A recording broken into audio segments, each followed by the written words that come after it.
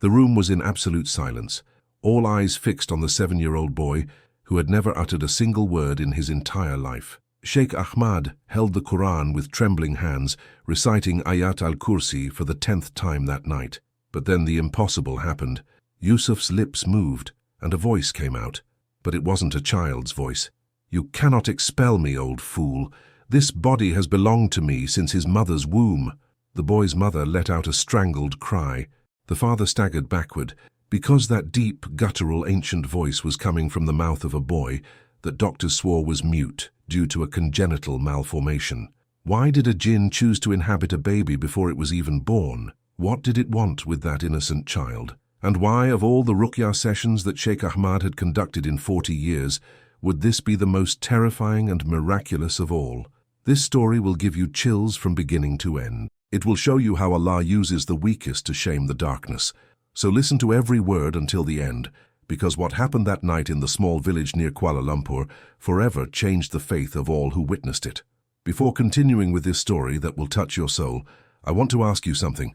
Check if you're already subscribed to the channel, and more importantly, leave in the comments the country you're watching from. I want to know how far this message about Allah's power and the purity of children is reaching. Your comment helps us bring these stories of faith to more people around the world. Now let me take you to where it all began. Kuala Lumpur outskirts, Malaysia, a region where modern skyscrapers meet traditional kampung villages.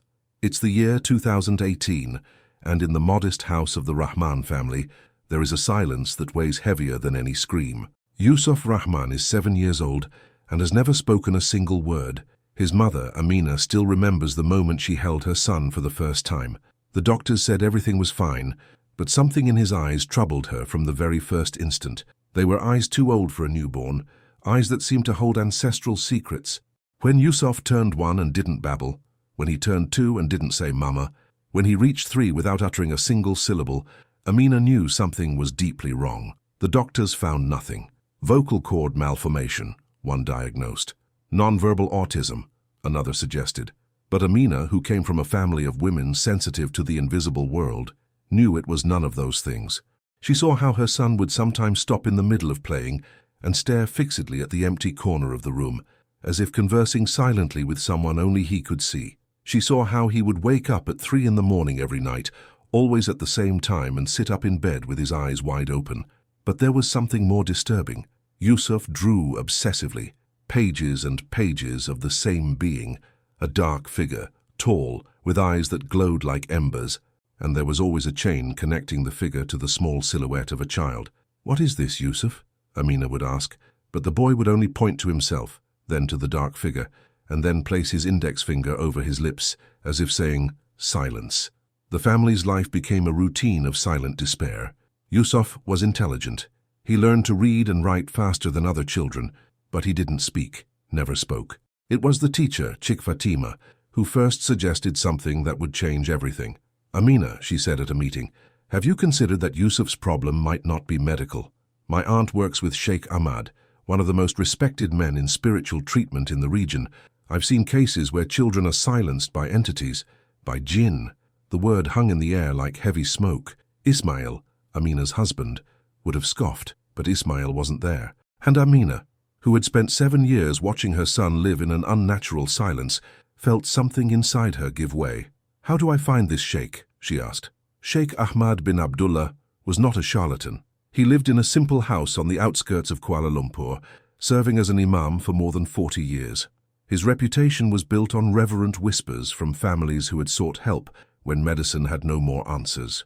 When Amina got an appointment, she brought Yusuf along with a folder full of medical reports, as if she needed to justify why she was seeking spiritual help. Sheikh Ahmad received them in a simple room, decorated only with Arabic calligraphy. He was a man of frail appearance, with a completely white beard and eyes that seemed to see beyond the surface of things. The sheikh looked at Yusuf, and something passed across his face. Recognition, as if he saw something that confirmed an old suspicion. "How long has he not spoken?" he asked. "Since forever. He has never spoken a single word." Sheikh Ahmad nodded, his eyes never leaving the boy. "And tell me, Sister Amina, does he have strange behaviors?" Amina told everything: the drawings, the fear of mirrors, waking always at 3 in the morning, the old eyes, the feeling that her son was trapped somewhere she couldn't reach. When she finished, there were tears on her face. Sheikh Ahmad was silent for a long moment. "During your pregnancy, did anything unusual happen? Any specific place you visited? Any old object you brought home?" Amina frowned, and then, like a flash of memory, something came back. "There was a house, my husband's grandfather's house. He had passed away and we were cleaning out his things. I was 3 months pregnant. Ismail found an old box in the basement, locked. When we opened it, there were strange objects inside. Broken mirrors, papers with writings we couldn't read, and an iron amulet with strange symbols. And what did you do with those objects?" "Ismail brought everything to our house. He stored them in the basement." Sheikh Ahmad closed his eyes and recited a prayer softly. "Sister Amina, your son doesn't have a medical condition. He has an inhabitant, and that inhabitant entered before he was even born." The words fell like stones. "An inhabitant? A djinn? It bound itself to Yusuf when you opened that box. The objects were broken protection talismans, violated spiritual prisons. Something was freed that day, and it found the most vulnerable body available, the baby, in a pregnant woman's womb." Amina felt the world spin. "Can you help him?" Sheikh Ahmad sighed heavily. "I can try, but it will be dangerous. Ruqyah is not like in the movies. It's a spiritual battle. The Djinn will resist, and there are no guarantees." "I don't care about guarantees," Amina said, her voice firm for the first time in years. "I want my son back." Friday arrived heavy with tension. Ismail had finally agreed to accompany Amina, not because he believed, but because he was running out of hope. The Sheikh's house was strangely quiet. Chick Fatima was there as a witness. There were also 2 other men, a young imam named Rashid and an elderly scholar named Hamza. "It's better to have witnesses," Sheikh Ahmad explained. "The Djinn will try to sow doubt and fear. We need collective faith." Yusuf entered the room silently. He didn't seem afraid. For the first time Amina could remember, he seemed almost expectant. Sheikh Ahmad prepared the room carefully. He recited the adhan, burned out incense, placed Zamzam water in a bowl, and then opened his worn Quran. "Yusuf, come sit here in front of me." The boy obeyed, moving with a strange grace. Sheikh Ahmad began to recite. His voice was firm, clear. "Alif, Lam, Mim, this is the book about which there is no doubt." For several minutes, nothing happened. Then Sheikh Ahmad reached Ayat al-Kursi. "Allah, there is no deity except Him, the ever-living, the sustainer." Yusuf began to tremble. His entire body began to shake violently. His eyes rolled back, showing only the whites. Amina screamed and tried to get up, but Hamza held her arm. "Don't interfere. This is necessary." Sheikh Ahmad continued reciting. And then it happened. Yusuf's lips opened, and that voice came out, deep, hoarse, ancient. "Stop, old man. You have no power over me." The entire room froze. Ismail went white, because that impossible voice was coming from his mute son's mouth. Sheikh Ahmad didn't stop. "In the name of Allah, identify yourself. Who are you?" A terrible laugh. "I am Malik al-Zahir, Djinn of fire. This body is mine by right." "No human body belongs to a Djinn," Sheikh Ahmad responded. "You are an invader. And in the name of Allah, I command you to leave." Yusuf's body rose abruptly, his completely black eyes fixed on the Sheikh. "You don't know who you're dealing with, old man." Sheikh Ahmad threw the Zamzam water directly on Yusuf's face. The scream that followed was not of this world. The boy's body was thrown backward, hitting the wall. Smoke began to rise from his skin. "No, it burns!" But then, just as suddenly, everything stopped. Yusuf fell limp to the floor, unconscious but breathing. "The Djinn retreated, but it wasn't expelled," Sheikh Ahmad said grimly. "It's stronger than I thought. We need more help." In the following days, the Rahman house became a place of inexplicable phenomena. On the first night, all the faucets opened by themselves, water gushing impossibly. On the second, the mirrors cracked, always forming the same winged figure. On the third, Yusuf got up while sleeping and walked to the basement. "Yusuf!" Amina called. The boy turned around. And then for the second time he spoke in his own voice, weak and frightened. "Mother, he's angry. He says he'll hurt me if you continue." Afterwards, the deep voice returned. "There is no more Yusuf. There is only me. And if that old man tries to expel me again, I will break this body from the inside." Sheikh Ahmad traveled to Kuala Lumpur city center to meet Sheikh Yusuf al-Misri, a specialist in extreme cases. Malik al-Zahir, Sheikh Yusuf murmured upon hearing the name. I know the stories. More than 100 years ago there was a similar case. It took 40 days of continuous Ruqyah to expel him. This boy is only 7 years old, Sheikh Ahmad said. How can we— There is always a risk, Sheikh Yusuf interrupted. But leaving him like this also has consequences. As Yusuf grows, the Djinn will grow stronger. Eventually there will be no more separation. The sheikhs met with the parents. The conversation was painful, but the decision was clear. Do it, Amina said. Do whatever is necessary. I can't live another day knowing my son is losing himself. Meanwhile, Yusuf was lying in bed, hearing a soft, feminine voice that seemed to come from far away. Don't be afraid, child. When the time comes, you'll know what to do. Allah does not abandon the innocent. Thursday arrived covered in heavy clouds. Sheikh Ahmad's house was prepared like a spiritual fortress. Sheikh Yusuf brought Zamzam water from Mecca. Every corner was purified. There were now 7 witnesses. When Yusuf arrived, he seemed calmer than normal. This troubled Sheikh Ahmad. The Djinn is preparing, Sheikh Yusuf said. It knows what's coming. Yusuf was seated in the center. A doctor, Dr. Hassan, placed monitors to track his vital signs. Sheikh Yusuf began the recitation. His voice was different, deeper, more resonant. For 20 minutes, nothing happened. Then, and Allah will establish the truth by his words. A scream of pure rage exploded from Yusuf. Stop! This body is mine! Dr. Hassan checked the monitors, eyes wide. His heart rate is at 180. Sheikh Yusuf continued. In the name of Allah, I command you, Malik al-Zahir, to leave. Yusuf's body was thrown backward. He rose, was lifted. His feet no longer touched the ground. The voice was now multiple. This body is ours. We are Legion. It's not just one Djinn, Sheikh Ahmad realized. They're multiple. Sheikh Yusuf didn't hesitate. He began reciting Surah al-Djinn. Yusuf's body convulsed violently in the air. Stop! The words burn. Among the screams, a small voice emerged. Yusuf's. Mother, it's dark. There are so many voices. I'm scared. Amina sobbed. We're saving you. The sheikhs recited Ayat al-Kursi repeatedly. Real smoke began to come out of Yusuf's mouth. You think you've won? If we leave, he leaves with us. Sheikh Yusuf hesitated for a terrible moment. That's when Yusuf's eyes opened. For the first time they were a child's eyes, pure, clear, and he spoke in his own voice. They're lying, they're afraid. Continue, Sheikh. Please, I want to be free.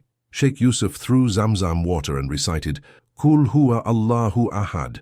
Ethereal flames exploded. Figures formed in the smoke, screaming, dissipating. The largest turned to Sheikh Yusuf. You've won today, but we will return. If Allah permits, you won't return. Now leave. The forms dissipated, pulled by an invisible force. Their screams diminished to silence. Yusuf's body fell. Dr. Hassan rushed over. He's okay, signs stabilizing. Sheikh Yusuf knelt. Yusuf, can you hear me? The boy's eyes opened. No shadows, just confusion and recognition. I can speak? He whispered. Amina sobbed. Yes, my love. Yusuf blinked, tears forming. How long couldn't I? 7 years. I remember some things. It was like a dark dream. There were voices, and I was so scared. Sheikh Yusuf hugged him. You were very brave. In the end, it was you who gave us strength. Yusuf looked at his mother. Mother, I'm hungry. Can I eat something? Everyone in the room began to laugh through their tears. 7 years of silence, and the first thing the freed boy wanted was food. The weeks after the exorcism were of adjustment and discovery. Yusuf had to relearn what it meant to be a normal child. His voice was weak from disuse. Sheikh Ahmad taught him Quranic recitation exercises. Each verse strengthens your voice and your soul, he explained. Yusuf practiced diligently. Al-Ikhlas, Al-Falaq, An-Nas. His voice, initially a whisper, gained strength, but there were nightmares, almost every night. He dreamed of the darkness, the voices, the prison. He would wake up screaming. It's normal, Dr. Hassan explained. He suffered severe trauma. It will take time. But there was also joy. The first time Yusuf said, I love you to Amina, she cried for an hour. The first time he laughed while playing with other children, Ismail had to leave the room to compose himself. There were discoveries. Yusuf loved drawing, not dark figures, but landscapes. He loved music, especially Quranic recitation. He was naturally curious. Why is the sky blue? How do birds fly? These were the questions he could never ask for 7 years. School was another challenge. The other boys want to play with me, But I don't know how to be a friend, he said. Being a friend is easy, Amina explained. You listen, you share, you laugh with them, and you be yourself. But who am I? For so long I wasn't me. Now that they're gone, who am I? Sheikh Ahmad offered wisdom. You are who Allah created you to be. You went through darkness, but now you're in the light. You're not marked by what happened. You're defined by how you choose to move forward. 3 months later, Yusuf recited Ayat al-Kursi publicly at the mosque after Friday prayer. His voice filled the sacred space. Grown men wept, because everyone knew the story, everyone knew the miracle, and everyone understood that that voice was a testimony to divine mercy. 1 year after the exorcism, life had found a new rhythm. Yusuf was thriving. He had true friends, and he discovered a surprising purpose. Mother, he said one afternoon, I see children at the hospital who are suffering. I can sense when there's something more than illness. I can sense when there are Djinn nearby. If I can sense it, maybe I can help. Sheikh Ahmad wasn't surprised. Those who have been through what Yusuf went through often develop sensitivity to the invisible. It's a gift and a responsibility. Yusuf began accompanying Sheikh Ahmad on visits, not to perform Ruqyah, he was too young, but to identify cases requiring spiritual intervention. This girl is just sad, but that boy, something is with him. And there was. Sheikh Ahmad confirmed. Thanks to early identification, children were spared years of suffering. Ismail left his job and began studying the Quran. I almost lost my son because I was blind. I'll never be that way again. Amina started a support group for parents. She knew their pain and could offer hope born from experience. Yusuf's story reached beyond Kuala Lumpur. Journalists wanted to interview him, but the family refused. If my story can help someone believe that Allah doesn't abandon those who suffer, it has already served its purpose, Yusuf said. Sheikh Yusuf visited and asked, Do you have anger? Anger at the Djinn who stole your years? Yusuf thought, sometimes. But then I remember, if this hadn't happened, I wouldn't be who I am. I couldn't help other people. Allah didn't cause my suffering, but He used it. Sheikh Yusuf had tears in his eyes. You are wiser than many men 3 times your age. Allah has great plans for you. Today, 3 years after that night, Yusuf is 10 years old. He is a junior Hafiz, having memorized almost half of the Quran. He is an exemplary student, a beloved son, and living testimony that even in the deepest darkness, Allah's light can penetrate. What do we learn from this journey? First, never underestimate the power of innocence. It was Yusuf's own voice, weak but determined, that broke the chains. It was his courage that turned the tide. Second, faith is a more powerful weapon than anything physical. The words of the Quran, recited with sincere belief, can break spiritual prisons, expel evil inhabitants, heal wounds that medicine cannot reach. Third, never despise what you cannot see. Ismail almost lost his son because he refused to believe in the invisible. The spiritual world is real, and denial is not protection, it's vulnerability. Fourth, suffering is not always punishment. Sometimes it's preparation for greater purpose. Those 7 years shaped Yusuf into someone who now helps countless others. And finally, never lose hope. Amina and Ismail could have given up, but they fought, and Allah answered in ways that exceeded their imaginations. If you're going through your own battle, spiritual, physical, emotional, know this: you are not alone. Allah sees your struggle, and at the perfect moment, Allah answers.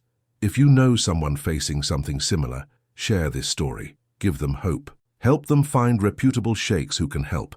And if you're trapped in any prison of addictions, toxic relationships, trauma, doubt, remember Yusuf's words, Bismillah, in the name of Allah, this body is mine, my soul is mine. You have power, you have a voice, and you have Allah by your side. If this story touched you, share it. Leave a comment telling where you're watching from. Your comments help these messages of faith reach more people. Subscribe to the channel for more stories of faith, struggle, and victory against impossible darkness. Stories that remind us we live in a universe much larger and more mysterious than we generally believe. And always remember, when you think you're alone, when darkness seems overwhelming, Allah is listening, Allah is watching, and Allah is preparing your liberation. As it was for Yusuf, so it can be for you. You just need to have enough faith to keep fighting, even when the fight seems impossible. May Allah protect you and your family from all visible and invisible evil. May Allah strengthen your faith in moments of doubt, and may Allah use your trials to transform you into a beacon of hope for others. Assalamu alaikum. Peace be upon you all.